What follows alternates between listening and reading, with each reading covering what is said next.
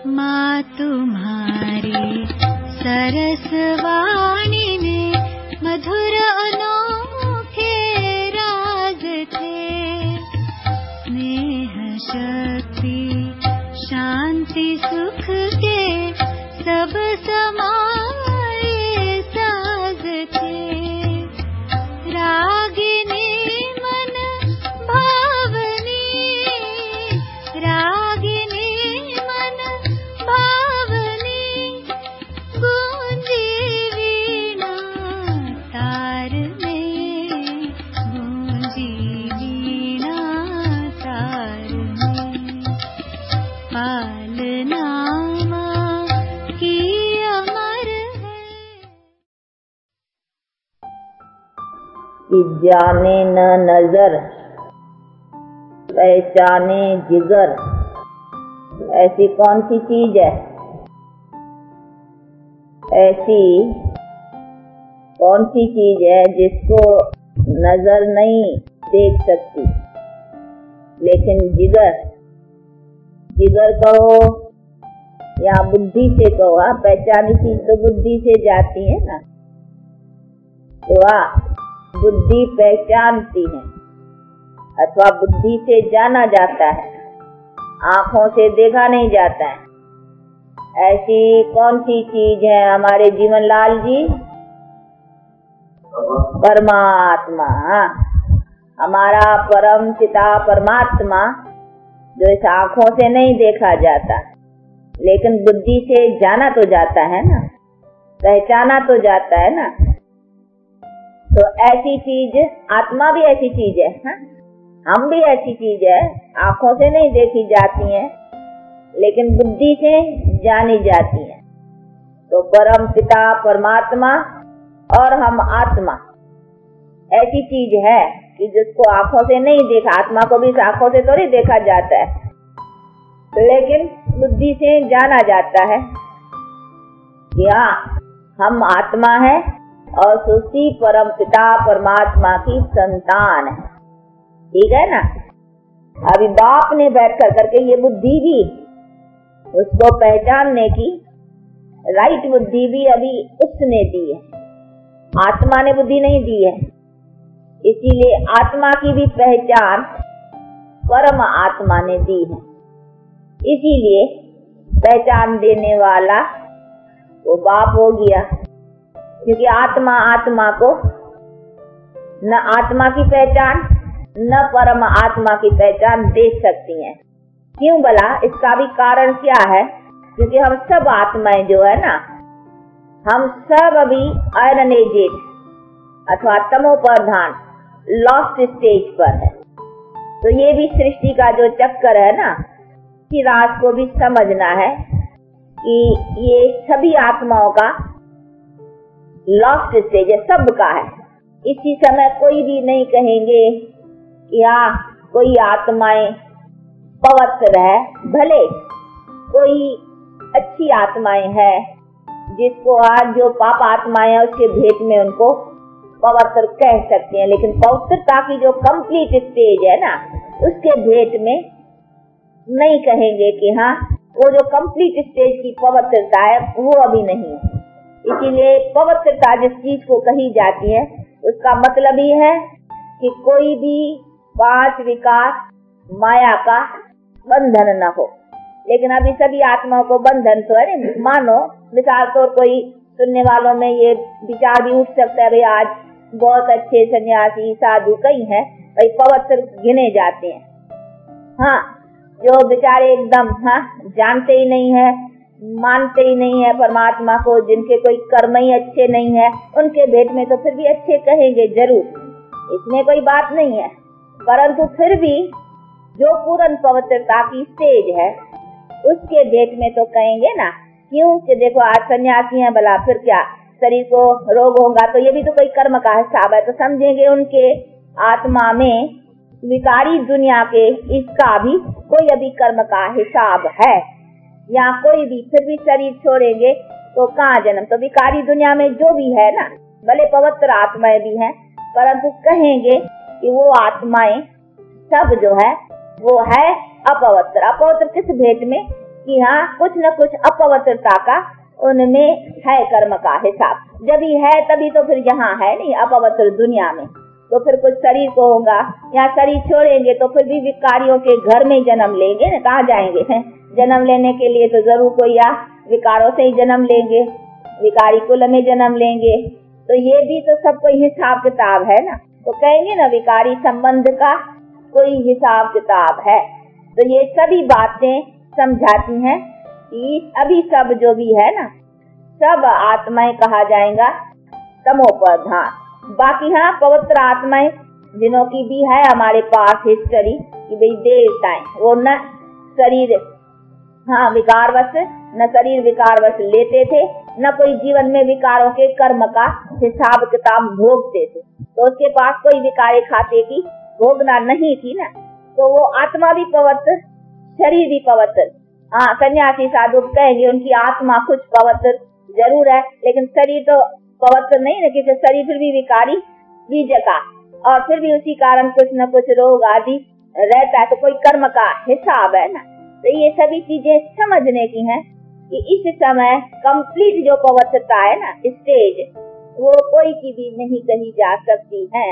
इसीलिए बाप कहते हैं वो जो स्टेज है पवित्रता की, जिसमें सदा सुख कोई भी विकारी खाते का हिसाब किताब होगा ही नहीं, ऐसी जो स्टेज है ना वो मैं आकर के बनाता।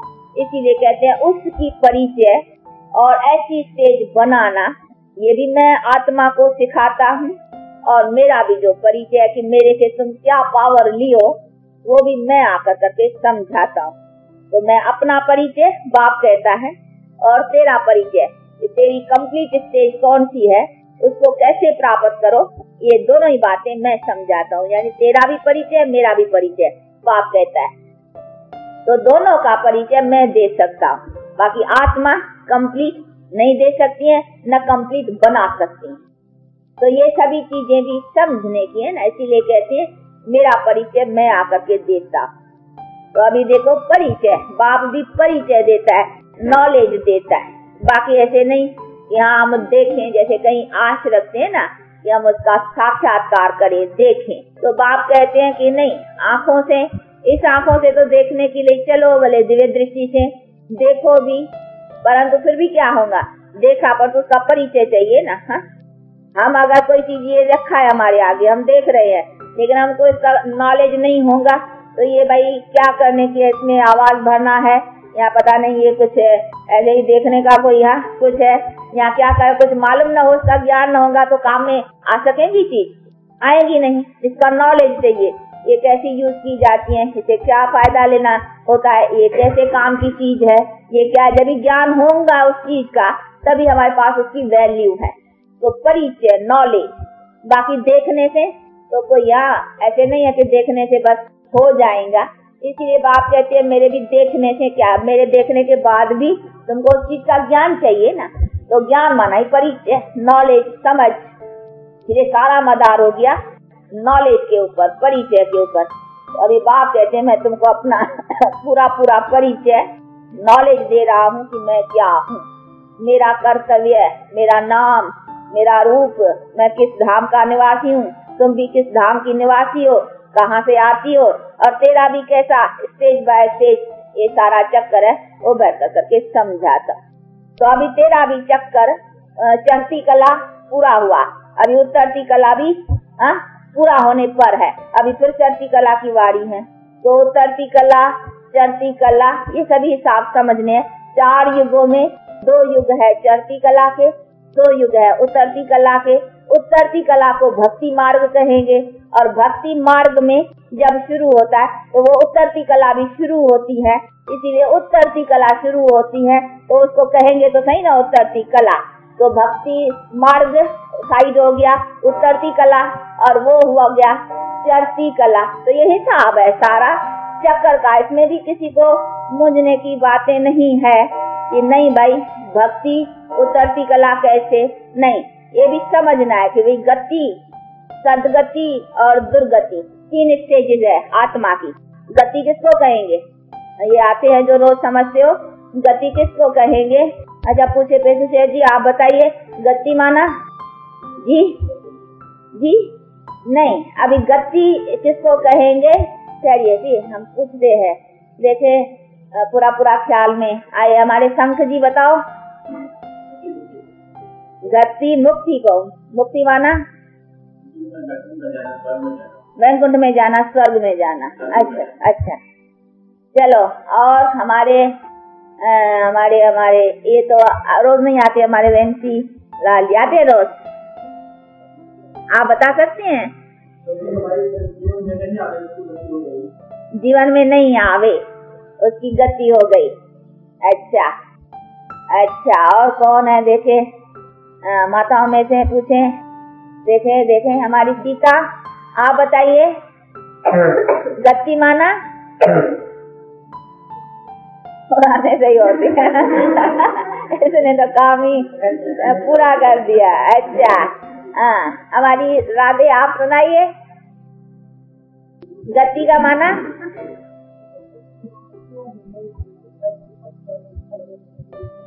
वो तो ठीक है, तो गति किसको कहते हैं?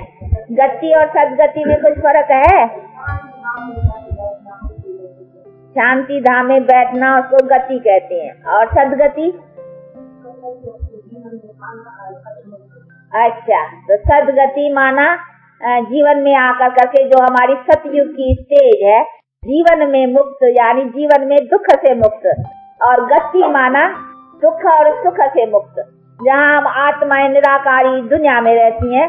ये जो हमारे वेंसीलाल नाम है ना, इसने कहा कुछ ठीक है कि गति माना जो जीवन से मुक्त, यानी जब आत्मा अभी पाठ में नहीं आई है, वो सदा नहीं होता है ऐसा कि सदाएं कोई आत्माएं जो है वो पाठ में नहीं आती है, उसको आना है, पर तो कुछ टाइम नहीं आती है। हर एक आत्मा का आपको कल भी बतलाया था नहीं हमारे रामचंद्र जी कि कुछ टाइम वो आत्माएं वेट करती हैं जब तक नीचे पाठ हो। तो जब तक पाठ नहीं है नीचे, ऊपर है आत्माएं निराकारी दुनिया में, तो उसको कहेंगे गति। गति माना दुख सुख से न्यारी। और फिर जब इस सुख में आती है, यानी आत्मा भी पवित्र, शरीर भी पवित्र, जिसको स्वर्ग कहते हैं। गति को स्वर्ग नहीं कहेंगे, गति है साइलेंस वर्ल्ड, शांति धाम, निराकारी दुनिया। उसको निराकारी दुनिया को स्वर्ग नहीं कहेंगे। वो माना आत्मा दुख सुख से न्यारी होकर के जब तक पाठ नीचे नहीं है तब तक वेट करती है वहाँ है, तो उतना समय उनको गति कहेंगे। फिर सदगति जब जीवन में आती है तो पहली सदगति की स्टेज है, यानी जीवन में मुक्त। उसका मतलब ये है जीवन में दुख के इसी सभी बातों से मुक्त है, तो उसको कहेंगे सदा सुख। तो वो हो गई जीवन मुक्ति की, उसको स्वर्ग कहेंगे। जैसे स्वर्ग की यहाँ की बात है न, कॉर्पोरियल वर्ल्ड की, तो जहाँ जीवन में आकर करके सदा सुखी, तो उसको कहेंगे स्वर्ग। वो दुख सुख से भी न्यारा, उसको कहेंगे गति। और दुर्गति जो हम फिर जीवन में दुखी, तो जीवन में दुखी को दुर्गति कहेंगे, और जीवन में सुखी को सदगति कहेंगे, और जीवन से जब तक पाठ नहीं है उसको गति कहेंगे। तो ये हर एक आत्मा का पाठ है। कुछ टाइम, जितना टाइम वहाँ है अभी तक नीचे पाठ नहीं है, तो वो गति, पीछे सदगति, पहले आते हैं तो सदगति, पीछे सदगति से उनको बहुत जन्म सदगति, हर एक का भी अंदाज है ना पाठ। हाँ, कोई बहुत समय, कोई कम समय, जैसा कल भी समझा था नहीं, कोई सतयुग से, कोई पीछे आती है कॉर्पोरेट, कोई कलयुग में पीछे उतरती है, तो उनका फिर अपना अपना टाइम है, परंतु आना फिर सबको लास्ट स्टेज तक है। तो ये सभी हिसाब समझने का है। तो ये कहेंगे ना, पहले सदगति, पहले गति, पीछे सदगति, पीछे दुर्गति। तो ये सभी का ऐसा चक्कर लास्ट में सब आकर करके दुर्गति में पहुंचती है। पीछे भले उसकी स्टेज में फर्क है, कोई दुर्गति में भी कुछ अच्छे है, कोई दुर्गति में बहुत नीचे है, पर तो कहेंगे तो अभी सब जो है ना, ये विकारी माया के बंधन में सब है, कोई थोड़ा है, कोई बहुत है। जैसे सन्यासी साधु, भले चलो उसकी आत्मा कुछ है पवित्र है, पर तो फिर भी माया का बॉन्डेज तो है ना, कुछ न कुछ। हाँ भाई, शरीर को रोग होता, यहाँ कोई भी कर्म का बैठे है इस विकारी दुनिया में, तो माना विकारी दुनिया का कुछ न कुछ खाता जरूर है। तो इसको कहा ही जाएगा विकारी बंधन में, यानी दुख के बंधन में, तो दुख का खाता कुछ न कुछ है। तो ये सभी चीजें जरा थोड़ी समझने की है कि ये सारी सृष्टि का भी जो नेम है ना, तो कैसे फिर चढ़ती कला, फिर ये उतरती कला, अभी उतरते उतरते सभी जो आत्मा है ना अभी लास्ट स्टेज में, इसीलिए इसको कहेंगे अभी दुर्गति में। तो जब भक्ति शुरू होती है, जब दुर्गति का टाइम शुरू होता है, तो टाइम शुरू हुआ ना, फिर वो टाइम चलता चलता चलता देखो द्वापर काल से भक्ति शुरू होती है और द्वापर काल से ही माया का आना शुरू होता है। सतयुग त्रेता में माया नहीं है, यानी 5 विकार, पीछे माया आती है। तो मानो दुर्गति शुरू होती है, तो दुर्गति शुरू होती है और उसकी एंड होती है। तो ये टाइम कहेंगे कि भक्ति के आधार से कुछ न कुछ मनुष्य चलते रहते हैं, परंतु ये टाइम ही है द्वापर से फिर कलयुग होना, तो कहेंगे ना दुर्गति का टाइम है।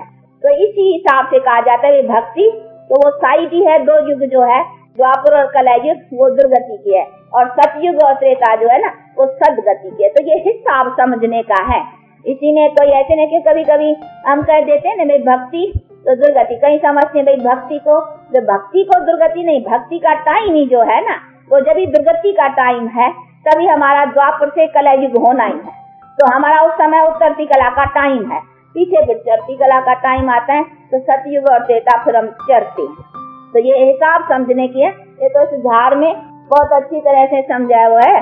तो उस झाड़ में बहुत अच्छी तरह से समझाया हुआ है कि 2 युग चढ़ती कला के, जैसा नार होता है ना, आप लोगों ने वो किंगड़ी का नार देखा होगा। तो नार में आधा साइड जो है ना वो किंगड़ियां भर कर करके ऐसी चढ़ती है, फिर आधा समय उतरती हैं। तो किंगड़ियां धीमे धीमे खाली होती जाती है, खाली होकर के लास्ट में बिल्कुल खाली हो जाती है। तो ये भी सृष्टि का एक नार है, चक्कर है, इसको चक्कर में भी लगाया हुआ है ना, तो ये भी चक्कर है। इसी हिसाब से चक्कर है कि ये आधा समय चढ़ती है। अभी देखो हम भरपूर हो जाते हैं और भरपूर करके अभी चढ़ते हैं, अब फिर आधा क्वापरेट से फिर हम उतरना शुरू करेंगे। तो उतरते उतरते तो भक्ति भी उसी टाइम चलती है, लेकिन हमको वो कला में उतरते उतरते चलना है, सिर्फ थोड़ा भक्ति के सहारे, थोड़ा थोड़ा धीमे, नहीं तो भक्ति भी न हो ना तो बिल्कुल नास्तिक हो जाए, हम बिल्कुल जल्दी उतर जाए। और तो उसके आधार से कुछ न कुछ थोड़ा थोड़ा छिमते छिमते, तो ये सभी छिमाने की थोड़ी थोड़ी है जिससे फिर अपना तो हम उतरते जरूर है, क्योंकि ये 2 युग है ही उतरने का। तो ये हिसाब भी समझना है। जैसे मकान पुराना होना शुरू होगा तो पुराना होता चलेगा ना, ऐसे तो नहीं ना पुराना नया हो जाएगा। आप नया होगा फिर तोड़ेंगे फिर बनाएंगे तब फिर नया होगा, लेकिन पुराना हुआ तो भले उसको थिमाने के लिए मरम्मत भी करेंगे, परंतु मरम्मत से नया तो नहीं हो जाएगा ना। उनको कहेंगे कुछ मरम्मत कर करके उसको थिमाते थिमाते चलाते हैं। तो भक्ति मानो थिमाते थिमाते कुछ न कुछ अच्छे अच्छे कर्मों से कुछ न कुछ, परंतु हाँ है तो उसका पुराना होना तो चलता ही रहेगा ना। ऐसे तो नहीं ना मकान मरम्मत से नया हो जाएगा, नहीं, उसकी पुरानी कंडीशन चलती चलेंगी। हाँ, फिर जब नया कहेंगे, जब फिर तोड़ कर करके तो नया बनाएंगे तो उसको नया कहेंगे। तो ये भी हिसाब तो समझने की बातें है ना। तो ये भी सृष्टि का भी हिसाब है, ये सभी बातों को समझना है। इसीलिए इस बातों को भी जितना जितना अभी बाप बैठ कर करके समझाते हैं तो समझाते रहते हैं कि देखो ये समझने की सब है कि हमारा आधा समय कैसा है। इसीलिए देखो ये सब रंग दिया नहीं, ये कलयुग, ये कॉपर, ये सिल्वर, ये गोल्डन। अभी गोल्डन एंड सिल्वर इसको कहेंगे ये सदगति, और ये है अभी दुर्गति का टाइम, यानी हमारी उतरती कला है। 2 युग हम उतरते हैं, तो अभी उतरते उतरते उतरते अभी देखो फिर अभी गति में जाएंगे, वापस जाएंगे, उसको गति कहेंगे, दुख सुख से न्यारे, फिर आएंगे तो फिर सदगति में। तो ये सभी हिसाब समझने का। तो भक्ति कहाँ से शुरू होती है? कॉपरेट से। यहाँ तो सतयुग और त्रेता में भक्ति की जरूरत नहीं है ना, यहाँ से तो भक्ति शुरू होती है, लेकिन कला को नीचे ही चलता है, क्योंकि ऐसा नहीं है कि भक्ति होने से हम फिर वापस इधर आ जाएंगे सदगति में, नहीं, हमको नीचे चलते चलते फिर वापस जाकर करके फिर यहाँ आएंगे।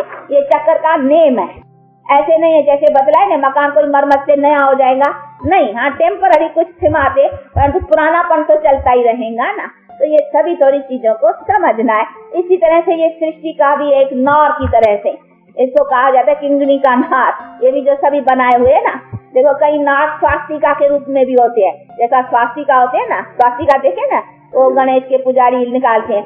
तो ये सारा चक्कर है। तो आधा समय कैसे सुख का, आधा समय दुख का, 2 युग सुख के है।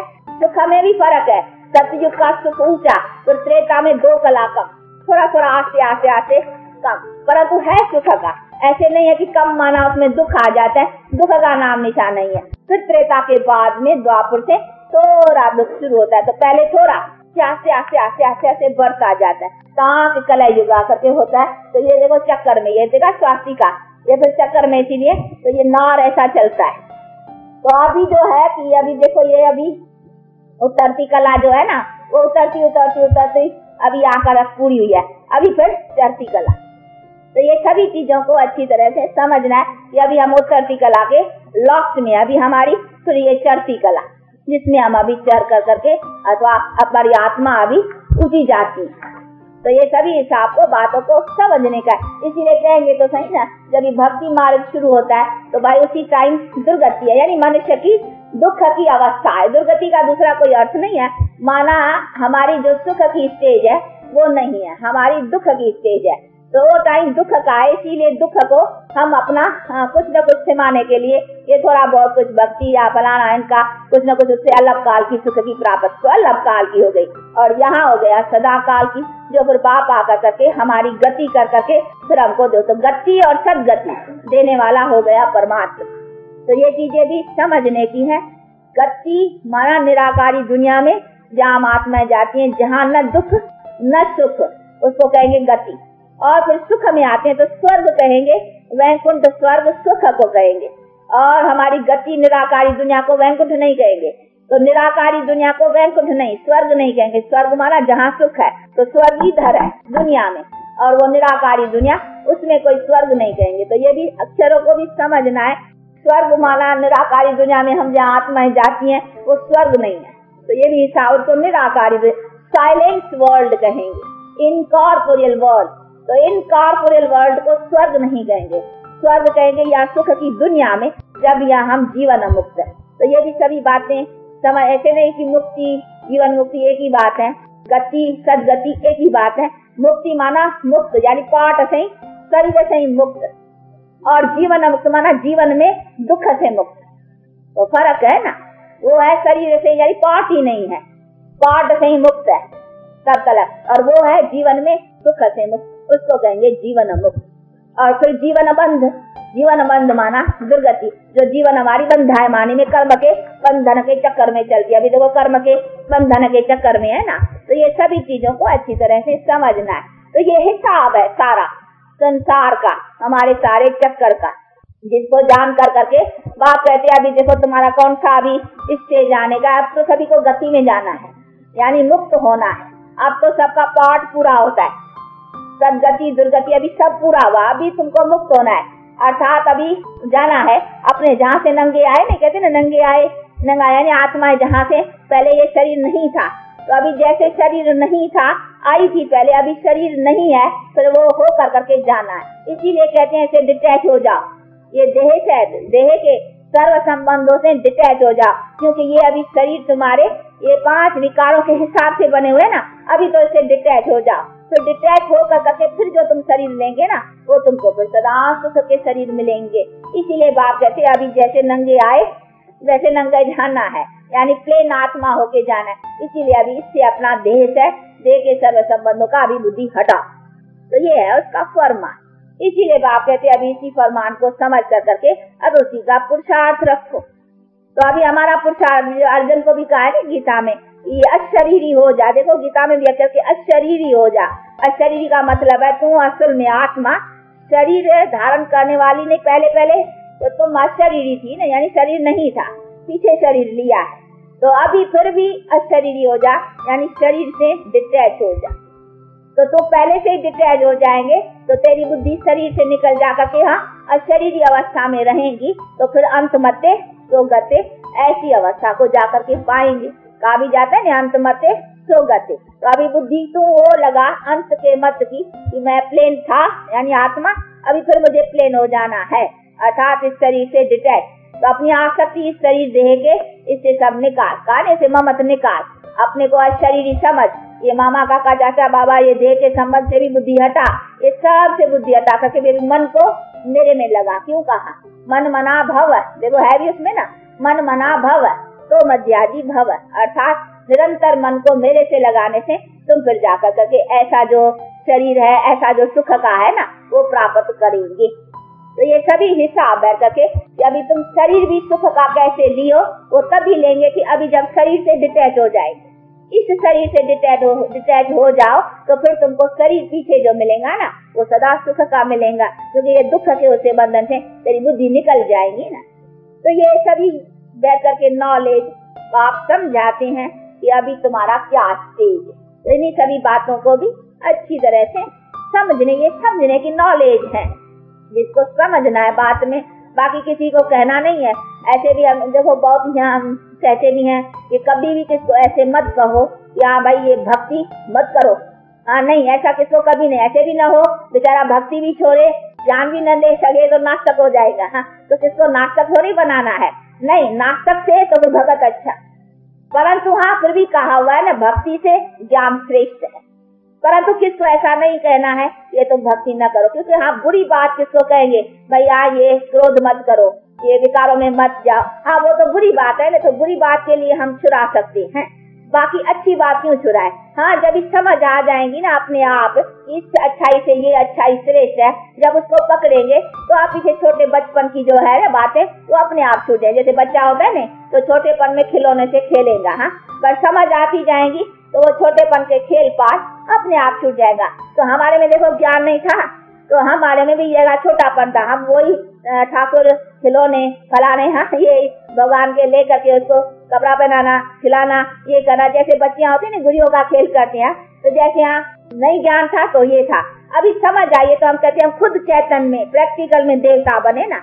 अभी खाली थोड़ी है कि उनका हाँ वो बुत लेकर करके उनको बैठ कर करके उनकी करे, वो तो जैसे गुड़ियों का खेल हो गया, तो उसको कहते हैं आइडल परस्त, अंग्रेजी में भी कहते हैं। तो कहते हैं खाली आइडल परस्त नहीं, अब प्रैक्टिकल चैतन्य में तुम देवता बनो। तो ये है कि जब वो स्टेज बने ना तब अपने आप को छूट जाएगी, बाकी किसको कहना नहीं है कि ये न करो। फिर भी अच्छा जा करके कोई बुराई काम करे उससे तो अच्छा है नहीं, फिर भी भगवान का किसी न किसी तरीके से उल्टा की सीधा फिर भी कुछ न कुछ उसका बैठ करके करता है, तो नास्तिक से तो अच्छा है, नहीं कोई बुरे काम करने से तो अच्छा है ना। इसीलिए कभी भी किसको ऐसा नहीं कहना है कि ये भक्ति छोड़ो इससे तो कुछ नहीं है, नहीं, हम कहते हैं ऐसा कभी भी समझाने में ये बहुत समझाया जाता है कि कभी भी किसको भक्ति छुड़ानी नहीं है। तब तक वो अपने आप समझ में जब आएगा ना तभी हमारा वो छोटेपन की बातें जो है ना वो अपने आप छूट जाएंगी, क्योंकि समझ आ गई नहीं। तो अभी हमको कौन सा कर्म करना है, हमारा कर्म है अपने जीवन को बनाना, दूसरों के जीवन में बनाना। हाँ वही टाइम अगर हम किसके जीवन को बनाए चैतन्य में उसको प्रैक्टिकल देवता बनाए तो वो श्रेष्ठ काम है ना। तो वो जब समझ आएंगी तो अपने आप आ जाएंगी ना, बाकी किससे वो छुड़ाना, बेचारा वो भी काम न कर सके और वो भी छोड़ देवे तो नाटक हो जाएगा ना। इसीलिए कभी भी किससे ऐसा नहीं छुड़ाने का। हाँ बाकी विकारों के लिए तो कहेंगे ना भाई ये गंध है इससे तुम्हारा विक्रम बनेगा, हाँ इसको छोड़ो। बाकी भक्ति के लिए किसको नहीं कहेंगे कि छोड़ो, वो तो जितना जितना ज्ञान की पराकाष्ठा बढ़ती जाएगी ना वो अपने आप जो कुछ छोटेपन के है वो छोटापन छूटता जाएगा। जैसे बच्चे का छोटापन जितना जितना समझ में आता जाएगा उतना उतना छोटापन अपने आप छूटता जाता है। तो ये भी सारी चीजें समझने की है, इसीलिए ये भी सब बातें अपने पास रखने की है। अभी ये तो सब हुआ ज्ञान, हाँ जो बुद्धि में रख कर करके अपने ज्ञान से अपने को कैसे ऊंचा रखना है और अपने कर्मों को कैसा अच्छा बनाना है। लेकिन फिर अपनी धारणा भी तो अच्छी करने की है ना। हाँ ऐसे नहीं है खाली हमको पंडित बनना है, हाँ खाली दूसरों को बैठे कहने का है नहीं, ये तो हमको अपनी प्रैक्टिकल जीवन के ऊपर भी अटेंशन देना है। तो हमारी धारणा भी बहुत अच्छी होनी चाहिए, हमारे कर्म भी बहुत अच्छे होना चाहिए। हम कहते हैं हम 5 विकारों को जीतते हैं। अभी बाप आया है और हमको आकर करके 5 विकार यानी माया के ऊपर जीत पे रहा। माया माना विकारी, माया कोई शरीर तो नहीं है ना, माया कोई ये जो हम आंखों से देखते हैं या धन संपत्ति उसको माया नहीं कहेंगे, माया माना विकार। धन संपत्ति तो देवताओं के पास भी थी परंतु विकार नहीं थे, तो उसकी माना उनके पास माया नहीं थी। पर है नहीं कि धन संपत्ति नहीं था, धन संपत्ति तो थे, तो धन संपत्ति को माया नहीं कहेंगे। तो ये तो अभी बातें समझी है ना। तो हमको छोड़ना है विकारों को, तो अभी उसी विकारों पर अटेंशन होना चाहिए कि हमारे में कोई तो ऐसा नहीं है भूत, ये भूत है ना, हाँ तो ये है भूत एकदम। तो अभी इन भूतों को निकालना है। तो देखो अभी काम जीतना वो भी इतनी बड़ी बात नहीं है, वो तो ब्रह्मचर्य का भी बहुत पालन ऐसे भी करते हैं, भले यहाँ ज्ञान में नहीं आते, बहुत है जो ब्रह्मचारी रहते हैं। वो तो गांधी जी का भी ये एम था, बहुत अभी गांधी जी के भी जो है मानने वाले वो ब्रह्मचारी रहते हैं। बड़े बड़े मिनिस्टर हमारे से मिलते हैं ना, वो कहते हैं हम गांधी के समय से ब्रह्मचारी हैं। तो ऐसे तो बहुत है जो अपने को ब्रह्मचर्य, तो ये भी कोई बड़ी बात नहीं, लेकिन साथ साथ दूसरे विकारों के ऊपर भी अटेंशन तो देना है ना। तो देखो क्रोध, अभी ये भी बहुत भारी भूत है, हा? क्रोध को भी जीतना है ना। अभी क्रोध ये भी तो देखो हम अपना भी हानि करते हैं, अपना भी जी जलता है, दूसरों का भी जी जलाते हैं, होता है ना, इससे होता है। तो ये भी है एक दुख देना। तो एक दुख होता है लाठी मारना, किसको खून करना, कर्म से, परंतु ये क्रोधी वचन से हम कुवचन कोई बोलेंगे या किसको कुछ ऐसा उल्टा उल्टा कहेंगे तो वो भी हमने किसके ऊपर, जैसे वो हाथ से लाठी मारनी है, ये मुख से लाठी मारनी है, तो ये भी तो विक्रम हो गया ना।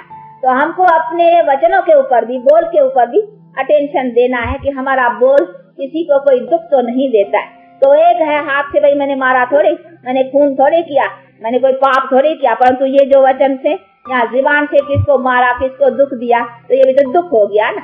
तो इसी का भी तो हमारे पर पाप चढ़ा। इसीलिए हमको कोई ऐसा वचन नहीं बोलना है जिससे किसको दुख हो। अपने तरफ से अपने को कोशिश में रखना है कि कोई कोई बेसमझी से किसमें दुख है, हमारे कोई बात को न समझे, वो दूसरी बात है, लेकिन हम जिसको कहें क्रोध, जो आकर के उसमें हमको वचन बोले, वो तो बात नहीं होनी चाहिए ना। और भले कोई हमारे पर कोई भी अपकार करे, लेकिन हमको अपकारी के ऊपर उपकार करना है। हमारा काम क्या है, कहते नहीं कर भला तो हो भला, ये कहावत बहुत कॉमन है कि कर भला तो हो भला। हम किसका भला करेंगे तो हमारा भला होगा, इसमें हमारा क्या बिगड़ेगा। इसीलिए ऐसा अपकारी के ऊपर उपकार करना, ये धारणा होनी चाहिए। और किसी के प्रति भी हमको कोई कुवचन या कोई भी ऐसा बात बोलना, हमें इस जुबान के ऊपर बहुत भाषा अपना जो कहना है वो सरल रखना चाहिए।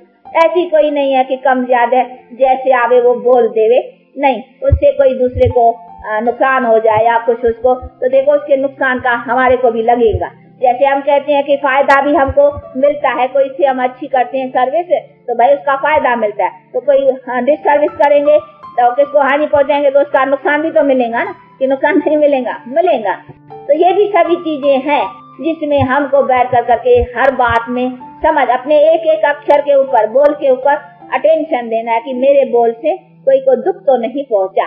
इसीलिए अपने बोल के ऊपर, अपने इन सभी बातों के ऊपर अटेंशन, तो इसको कहेंगे ये सभी भी जीतना है ना।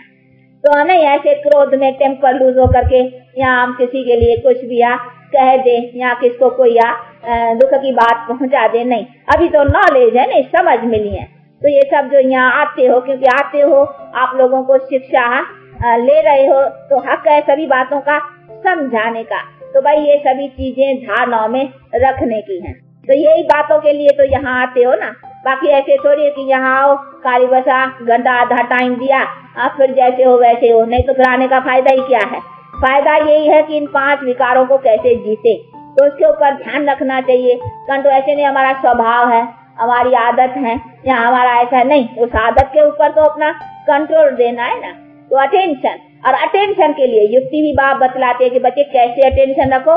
हर वक्त अपने को सोल कॉन्शियस रखो, आत्मा निश्चय रखो कि आई एम सोल। ये तो इजी है ना, सोल समझने से सुप्रीम सोल भी याद रहेगा कि सोल बाप कौन सा, सोल का बाप कौन होगा। जैसे अपना बाप हो तो बच्चा भी यहाँ भी कहेंगे, वो भी तो मनुष्य है ना, तो याद रहेगा मैं बाप हूँ तो जरूर बाप के संबंध में बच्चा आएगा। बच्चा भी समझेगा मैं बच्चा हूँ, भाई बच्चा किसका हूँ, बाप का हूँ, तो बच्चा को बाप जरूर याद आएगा। बच्चा और बाप, बाप और बच्चा, बाप बच्चे से संबंध रखते हैं, बच्चा बाप से। बच्चा आखिर निकलेगा कहाँ से, भाई बच्चा हूँ तो बाप से ही तो बच्चा कहने में आता है ना, तो जरूर बाप आएगा। आत्मा माना ही परमात्मा जरूर याद आएगा कि मैं आत्मा उसी की संतान। तो अपने को पहले वो निश्चय रखने का। तो ये है युक्तियाँ, अपने को कैसे विकारों से छुड़ा के रखें, ये युक्तियाँ हैं। तो भाई अपने को सोल कॉन्शियस रखो, मैं आत्मा हूँ। कोई नहीं, अच्छा हमको देखो अभी किसी ने 2 गाली दे दी, समझो कुछ बुरा कह दिया, तो हम क्या समझेंगे, है तो बेचारी ये भी आत्मा, ये कोई दूसरी थोड़ी चीज है, ये भी आत्मा है। अच्छा इसने मुझे कहा तो अभी क्या हुआ, मुझे वैसे भी कहते संजय कहा लगा तुमको, किधर लगा बताओ, किधर चटका, कुछ नहीं, वो तो आवाज हवा में उड़ गया, चला तुमको क्या हुआ। परंतु सन्यासी भी ऐसे ऐसे मिसाल देते हैं, परंतु अपने पास तो रियल ज्ञान है कि चलो इसने कहा, ये तो आकाश तत्व से आवाज कहा, लेकिन कहा किसने, आत्मा ने कहा। अभी आत्मा जो करती है सो पाती है, हम क्यों उसका अपने पर सिर पर लेकर के, अगर इसके एक वचन से हम भी 2 कुछ बुरा कह देंगे तो हमारा विक्रम बन जाएगा। हमारा तो काम है आप इसने भी जो विक्रम बनाए इसको भी प्यार से उसी विक्रम से बचाए, कोशिश करे तो हमारा तरस पड़ेगा ना। इसके पीछे हमारी भावना शुभ आएगी कि नहीं इन बेचारे का भी कल्याण करे। जो अगर कर सकते हैं तो कर सकते हैं तो करे, जो अगर करने की भी हिम्मत नहीं है तो चलो मैं अपना तो फिर कोई कुवचन दे करके इनका हानि तो न करूँ ना, या अपनी हानि तो न करूँ ना। तो क्या होगा कि ये हर वक्त ख्याल रहने से कि ये भी आत्मा है, मैं भी आत्मा हूँ, ये ध्यान रहने से तो आत्मा का जो ज्ञान है ना वो बुद्धि में रहेगा कि ये आत्मा के संस्कार है। अभी उसके संस्कार के साथ मेरा संस्कार तो शुद्ध, मुझे तो शुद्ध रखना है ना, मुझे तो नहीं अशुद्ध संस्कार में आना है। तो मैं अगर आत्मा पर अशुद्ध संस्कार में आऊंगी तो मेरा विकर्म बन जाएगा। तो वो आत्मा की सारी नॉलेज रहेंगी ना बुद्धि में, तो हम अपने विकर्म बनाने से बचे रहेंगे। तो ये बुद्धि में हर वक्त रहना चाहिए अपने को आत्मा निश्चय। तो ये देखो युक्ति हो गई ना अपने को विकर्म से बचाने की। तो कोई भी बुरा काम, हम हाथ से भी कोई बुरा काम न करें, मुख से भी कोई बुरा, क्योंकि मुख भी कर्म में आ गया, मुख चलाया तो विकर्म बन गया। हाँ, बाकी मन से कोई उल्टे किसके संकल्प चलते हैं उसका विकर्म नहीं बनता है। लेकिन आज टाइम वही अगर हम बाप को याद करें तो सेफ हो जाएगा, वेस्ट तो गया ना। परंतु विकर्म से तो पहले बचना है, मुख को और कर्म को चलाना नहीं है, क्योंकि ये कर्म में खाता आ जाता है। मुख चला और खाता बन गया, उल्टा बोला तो उल्टे का, सुलटा बोला तो सुलटे का, खाते में तो आ गए ना, तो संभलना है। इसीलिए जरा सहनशील, हाँ, ये भी गुण है ना, धीरता, हाँ, गंभीरता। और हम देखो कितने बड़े बाप के बच्चे हैं, बड़े शानदार बाप के बच्चे है ना, तो हमारा बोल चाल बड़ा रॉयल शानदार। और उसी शान से देखो जो शान वाले बच्चे होते हैं कितने शान से उनके बोल चाल, तो वो तो है बाहर के जिस्मानी मैनर्स, अपने पास तो रूहानी है ना कि हम आत्मा उसी परम पिता परमात्मा की संतान है। हमारा बोल कैसा होना चाहिए, हमारी चाल कैसी होनी चाहिए, हम कितने रॉयल होने चाहिए, तो अपनी फिर रॉयलिटी वो भी रखनी चाहिए ना, रूहानी श्रेष्ठ रॉयलिटी। तो ये भी सभी अपने पास ध्यान रखने का चाहिए। इसीलिए कोई भी किसी के को हमारे से दुख पहुँचे ऐसा कुछ बोल न करना चाहिए। कोई भूल भी हो जाए ना, बोलते थे आई एम सॉरी। इसीलिए इनके ऊपर भी पूरा अटेंशन होना चाहिए कि ऐसा कोई बोलचाल न होना चाहिए। और समझो कोई ने बोला भी तो दूसरे को भी क्या समझ रहा, क्योंकि यहाँ आते तो हो ना सब। तो चलो किसी ने तो ऐसा कोई वचन बोल भी दिया तो भी उनको फील नहीं करना चाहिए। फिर दो अभिमान, हमारे को फील हुआ ने ऐसा क्यों कहा, तो ये फील हुआ तो उसका माना उस समय आत्मा निश्चय नहीं है ना। क्यों फील कौन करती है, हाँ, आत्मा, पर उसी समय आत्मा को ज्ञान नहीं है कि मैं किसकी संतान हूँ। अगर ये ज्ञान होता तो वो फील नहीं करता। तो इसको कहेंगे दे अभिमान, अपने को समझते मैं ऐसा हूँ, इसने क्यों कहा, इसने और मैं, इसने और, तो वो बॉडी कॉन्शियस हो गया ना, तो वो बॉडी कॉन्शियस हो गए, फिर फील होगा। फिर वो दे अभिमान आने से फिर यहाँ तो उससे यहाँ रुठ जाएंगे, यहाँ कुछ एक का दो अक्षर बोल देंगे, फिर ऐसी बातें हो जाती है ना। तो ये सभी जो बातें हैं दे अभिमान में, इसका कारण सबका है दे अभिमान। बोलना भी दे अभिमान से, फील होना भी दे अभिमान से, है तो सब देह का अभिमान। तो बाप कहते बच्चे इससे डिटैच हो जाओ, देह का अभिमान छोड़ो, अब देही आत्मा का अभिमान रखो, यानी आत्मा में परमात्मा की संतान, वो शुद्ध अहंकार रखो। ये अशुद्ध सब छोड़ो, तो अभी छोड़ना चाहिए ना उसको। इसीलिए इन सब बातों की भी धारणा अच्छी बुद्धि में रखने की चाहिए। ये खाली सुनने का तो ज्ञान नहीं है ना, प्रैक्टिकल। तो सारा दिन अपना चार्ट रखो कि मैंने आज किसके साथ कोई ऐसा तो वचन तो नहीं बोला, मेरे आज के दिन में कोई ऐसी भूल तो नहीं, क्रोध हवस या लोभ हवस या मोह हवस या कोई भी विकार तो हुई तो नहीं। तो ये सभी अपना अटेंशन रखना चाहिए और अपने में फिर अच्छी तरह से वो धारणा रखनी चाहिए। तो नहीं मैं फिर ऐसा कोई काम न करूं जो किसी को दुख हो। तो ये अपना सारा चार्ट, इसको हम कहते हैं दिनचर्या चार्ट, ये सब रखना चाहिए अच्छी तरह से। तो फिर क्या है, ऐसी ऐसी कर करके धारणा बढ़ेगी। नहीं तो अगर धारणा का पूरा नहीं होगा तो फिर हमारे वही कर्म चलते रहेंगे, तो हम फिर वो आगे तो नहीं बढ़ पा सकेंगे ना। तो ये सभी चीजों का है जिसका पूरा अटेंशन अपने में रखना चाहिए और उस अटेंशन से अपने को चलाना चाहिए। तो ये सभी बातें जिससे हमारा खाता रोज का बनता है। देखो हमारा रोज का खाता क्या बना, रोज का खाता हमारा अच्छा क्या हुआ, बुरा क्या हुआ। तो जैसे वो खातेदार होते हैं दुकानदार, हमारा जमा क्या हुआ, खर्च क्या हुआ, देखते हैं रोज। तो आप भी अपना रोज का पोता मेल देखो कि हमारा कितना खाता मिटा, कितना खाता बना। जो बना वो अच्छा बना, फायदे में बना या नुकसान में बना या घाटे में बना, हाँ देखना चाहिए ना। तो हमारा चार्ट ये रोज का अपने पास हर एक को रखना चाहिए। तो कोई विकार अवश्य, क्रोध अवश्य, लोभ अवश्य, ऐसा तो कोई काम नहीं हुआ, तो अपने को संभालना चाहिए। ऐसी संभाल करने से हम कुछ आगे बढ़ेंगे। और बढ़ करके कुछ पाएंगे। और फिर भी देखो आते हैं सब, तो भी फिर हमें कहा जाता है कि ऑलवेज सी फादर, जो हमको जहाँ से मिल रही है शिक्षा, हमको उसको देखना है। कोई की नीची ऊंची बात में हमको नहीं फंसना है। पुरुषार्थी है नहीं साहब, स्टूडेंट्स है, स्टूडेंट्स में कोई नीचा भी है, कोई ऊंचा भी है। तो इसमें हम कहें कि इसने ऐसा क्यों किया, ये इतने बरस से आता है यहाँ इसका ही, तो उसी को देख करके हम जो पढ़ाई ले रहे हैं बाप से, उसको हम छोड़ देवे या उससे अपना हाथ हटा देवे, तो वो तो नुकसान हमको पड़ेगा नहीं। ऐसे थोड़ी है हुआ आपस में कुछ और रूठ जाए हम पढ़ाने वाले से, उससे क्यों रूठे। अभी स्टूडेंट्स होते हैं, आपस में कोई बात में टक्कर हो जाए, अगर स्कूल या टीचर को छोड़ देगा तो क्या होगा, उसमें तो चला एक स्कूल छोड़ेगा दूसरा स्कूल मिलेगा। यहाँ तो पढ़ाने वाला परमात्मा का एक ही स्कूल है, छोड़ेगा तो कहाँ जाएगा। इसीलिए ये सभी जो ख्यालात है ना, ये नहीं होनी चाहिए। ऐसे नहीं है कि चलो आपस में किसी बात में किसी ने कुछ कहा या कोई ऐसी बात की टक्कर हो गई तो उसमें टक्कर कर करके हम उसी का हाथ छोड़ दें और अपनी जो पढ़ाई है, ये जो शिक्षा है जिससे हमारी इतनी उन्नति है, उसको अगर हम छोड़ेंगे तो नुकसान किसको होगा? हाँ, छोड़ने वाले को होगा ना। इसीलिए ये भी समझ है कि यहाँ किया आपस में और हाथ छोड़ा उसका, तो उसमें उसने क्या गुनाह किया, या उसका पढ़ाई छोड़ा तो नुकसान तो अपना हुआ ना। तो अपना नुकसान करना ये भी तो समझ की बात नहीं है ना। तो ये सभी बातें जो समझनी चाहिए कि चलो आपस में कोई बात की अनबन या समझो कोई ऐसी बात, ये भी हम समझते हैं कोई कर्म का हिसाब है, हाँ इसके साथ हमारा कोई हिसाब है, इसके साथ कोई, तो कभी कभी कोई बात में समझो कोई टक्कर भी पड़ जाए, पर उसके कारण हम पढ़ाई छोड़ दें या रूस जाए या कोई यहाँ रूस कर करके पढ़ाई और उसका संग छोड़ दे, जिसी संग से हम इतनी उन्नति पहनते हैं, तो उसमें नुकसान तो अपना होगा। तो ऐसा नुकसानों से अपने को बचाना चाहिए, तभी हम अपना सौभाग्य पा सकेंगे। हमको जो चीज लेनी है, हमारा अटेंशन उसमें होना चाहिए। हमारा काम क्या है, हम वो गुण ग्रहण करें, हम वो चीज ले बस। बाकी चीज जो अगर अच्छा किस्सा नहीं लगता छोड़ दो। दूसरे का किचरा अपने पॉकेट में बुद्धि में क्यों डाल दे। हाँ, अपना पॉकेट क्लियर रखो, साफ रखो। कोई का किचरा है तुम क्यों उठाते हो, वो समझो चलो वो भी बेचारे किचरे को निकालने के लिए मेहनत कर रहा है, और जो करेगा सो पाएगा। हम दूसरे का किचरा खाली पीली क्यों डालें, उसका ख्याल नहीं करो। तो ये समझ होनी चाहिए ना। बाकी जो जड़ी जड़ी बात, इसने ऐसा कहा, इसने ऐसा हुआ, ये हमको फील हुआ या ये हुआ, तो फिर ऐसे फील करने हाँ देह अभिमानी होके रहेंगे तो फिर आगे भी तो नहीं बढ़ सकेंगे ना। तो ये सभी देह अभिमान है, इनको कहा जाएगा देह का अभिमान कि मैं फलाना हूँ। ये तो भूल गया मैं आत्मा हूँ, परमपिता परमात्मा की संतान हूँ, ये तो भूल गया ना मैं फलाना हूँ।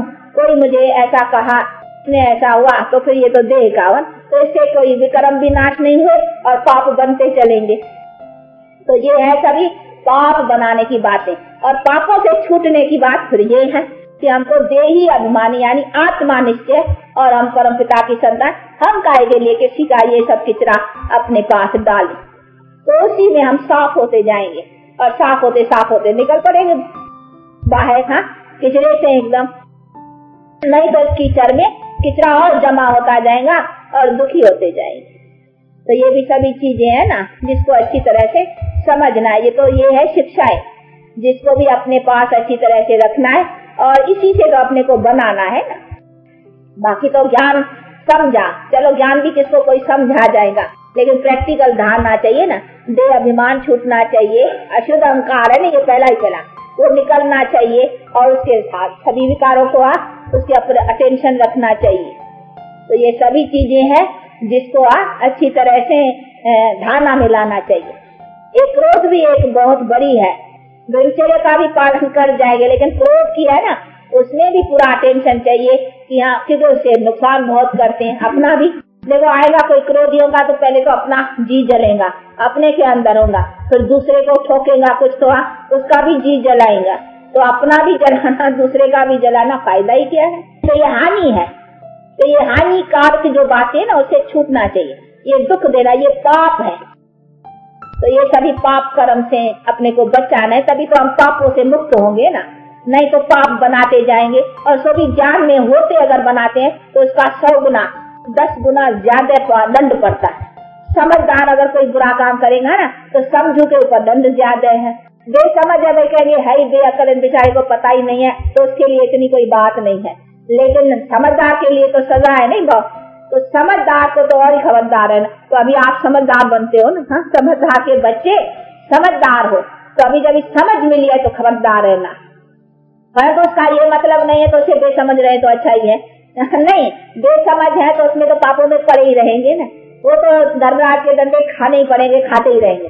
तो खाने से क्या फायदा है? तो फायदा थोड़ी है, न पद मिलेगा, मोचरे भी खाते रहेंगे। और इसमें हम मोचरे से भी छूट सकते, पद भी अच्छा, स्टेटस भी अच्छा पा सकते, तो फायदे की बात लेनी चाहिए ना। तो ये सभी चीजें हैं जो अपने पास अच्छी तरह से रखो और धारण करो। और जो जो बुरी बुरी आदत हो ना वो निकालो। किसमें विशेष क्रोध होता है, किसमें विशेष काम विकार होता है, किसमें विशेष मोह होता है, किसमें कोई बात होती है, हाँ, पांचों में। तो अपने में जो विशेष हो ना निकाल देना चाहिए जल्दी से। विशेष चीज तो निकाल देनी चाहिए, क्योंकि ये तो सीधे सीधे विकार है ना, वो निकाल देनी चाहिए, फौरन कट ऑफ। और उसमें भी ये सभी शिक्षा मिलती है कि हाँ, ये सब बातों को जितना जितना रखेंगे उतना उतना तुम्हारी बुद्धि स्वच्छ रहेगी और योग अच्छा बैठेगा, ज्ञान अच्छा बुद्धि में बैठेगा। अगर ये सभी विकारों की होंगी तो ज्ञान योग नहीं बैठ, योग लग नहीं सकेगा, तो और भी पाप नाश नहीं हो सकेगा। तो ये सभी चीजें हैं जिसको अच्छी तरह से बुद्धि में रखते अपना पुरुषार्थ रखने का। तो ये भी धारणा की यहाँ पॉइंट्स देनी पड़ती हैं कि जब आते हो तो अपने को कैसा स्वच्छ और कितना अपने को बनाना है ये गुणवान, तो ये भी तो सभी रखने की है ना। और यही हमारी है प्यूरिटी का मतलब ही क्या है, इन्हीं को तो निकालना है ना, इसी से तो प्योर बस। इम्प्यूरिटी तो यही है ना, बाकी इम्प्यूरिटी थोड़ी है कि कपड़े छुए नहीं, साफ करना, यहाँ पानी नहाया, यहाँ ये किया, नहीं। यही इम्प्यूरिटी, आत्मा को यही तो इम्प्यूरिटी बनाने की चीज है, उससे हमको साफ रखना है अपने। इसीलिए कहते हैं ये रोज ज्ञान स्नान करो भाई, ये स्नान से तुमको वो रिफ्रेश रहेगी बुद्धि, सारा दिन टेंशन रहेगा। आज हम सुबह को क्या सुना, हमको आज क्रोध नहीं करना है, आज कोई मोह में या लोभ में या कोई भी विकारवश हमको नहीं जाना है, तो टेंशन रहेगा। इसीलिए फिर जोर दिया जाता है भाई रोज आओ, जैसे वो नहाना भी रोज होता है, तो इसीलिए सुनेंगे तो रिफ्रेश। अभी 10 दिन कोई नहीं आएगा ना, अरे 3-4 दिन भी देख लेना, आएगा ना वो बुद्धि एकदम हो जाएगी, पलट जाएंगे। क्योंकि कहा जाता है जैसा संग वैसा रंग। कोई देख लेगा 4-5 रोज ना आए ना, तो वो जो है ना आनंद, वो जो रिफ्रेश, वो जो रहता है उमंग अपने जीवन में ठंडा पड़ जाएगा। इसलिए संग की भी जरूरत है, तो रखना चाहिए। बाकी कोई के कारण अपना पढ़ाई छोड़ देना या संग छोड़ देना ये तो अपने नुकसान है, नहीं जो करेगा सो पाएगा। हमको तो अपना फायदा लेते चलना है। बाकी कोई कह के नहीं मैं घर बैठे फायदा ले लूंगा, इम्पॉसिबल है। ऐसा कोई हमारे पास भी अनुभव है ना, जब तक संग नहीं है ना, वो ऐसे बहुत कहा कि हम घर में कोई रह के तो दिखाए, कोई ऐसा कोई एग्जाम्पल, भाई घर में ऐसे ही रहे, बड़ा मुश्किल है, संग जरूर चाहिए। और कहा भी है ना जैसा संग वैसा रंग, ये क्यों कहा हुआ है, तो संग का भी तो प्रभाव पड़ता है। तो यहाँ है ही 5 विकारों के छुड़ाने का फोर्स, क्योंकि माया से छुड़ाता है, बाप आकर के कंप्लीट पवित्र बनाता है। तो इसीलिए यहाँ इन बातों के ऊपर जोर दिया जाता है, और उन्हीं के छूटने से तो हम अच्छे बनेंगे ना। बाकी धीरे धीरे आस्ते आस्ते करते तो देखो काले पर्दे गए सांवरे एकदम। अभी तो गोरे होना है ना, एकदम सांवरे से बिल्कुल गोरा। बाकी हम देखो आप सुंदर से शाम बनने में, तो देखो आधा कलप हम शाम बनते आए, शाम माना काला। आस्ते आस्ते काला होते अभी तो बिल्कुल ब्लैक हो गए हैं। भले शरीर के गोरे हो, लेकिन हो तो गए ना काले, यानी आत्मा इम्प्योर। तो शरीर भी भले आज यूरोपियन सब गोरे हैं, परंतु देखो शरीर में रोग ये सब कर्म की भोगना की माना खाते में तो गिरे, वो तो करके ठंडे मुल्कों में रहते तो स्किन साफ है, तो क्या हुआ, गोरापन थोड़ी है वो। गोरा माना ever healthy, ever wealthy, ever happy, वो कहाँ है चीज वो तो नहीं है ना। तो ये सभी चीजों को समझने, तो ऐसी सभी बातों को समझते अपने पुरुषार्थ को ऐसा करो, समझा। हाँ अभी ऐसे बनेंगे, हाँ अच्छे खुशबूदार, तो हाँ बाप भी कहेंगे ऐसे फूलों की खुशबू लेना अच्छा है। हाँ? तो खुशबूदार बच्चे बनना है, नहीं खुशबू माना ये गुणों की खुशबू से खुशबू आएगी, तो बाप भी अपने गले की माला उसको बनाएंगे। हाँ? तो कहते हैं वैजंती माला, रुद्रक्ष माला, तो हमको रुद्रक्ष माना आत्माओं की, और वैजंती जो हाँ विजय प्राप्त करके जीवन मुक्ति की माला भी है ना। हाँ तो वो देखो हम जीवन मुक्ति की भी स्टेज को प्राप्त करते हैं, और वो है आत्माओं की, आत्माओं में भी हम नंबर आगे। तो इसीलिए बात कहते हैं अपने को आगे करो, रुद्राक्ष माला में भी आगे करो, तो हाँ वैजंती माला में भी आगे करो, और अपने को ऐसा लायक बनाओ। तो बनाना चाहिए ना। तो खुशबूदार बच्चों को बाप भी अपने गले लगाएगा, अर्थात अपने समीप करेगा। कैसा हमारे वादु शेर जी, वाद में चलना है, घाटे में नहीं चलना है। अभी घाटे का दिन पूरा हुआ अभी, अभी हमारे को अपना वृद्धि करना है, ठीक है ना। इसीलिए अपने वृद्धि में लगे रहो। कैसे हमारे ये बुजुर्ग, इसका नाम क्या है हमारे, ये जो नहीं तुम्हारे पीछे बाबूराम। अच्छा बाबूराम, देखो नाम भी बाबूराम। अभी सच्चा सच्चा बाबूराम बनना है। राम निराकार परमात्मा को कहा जाता है ना।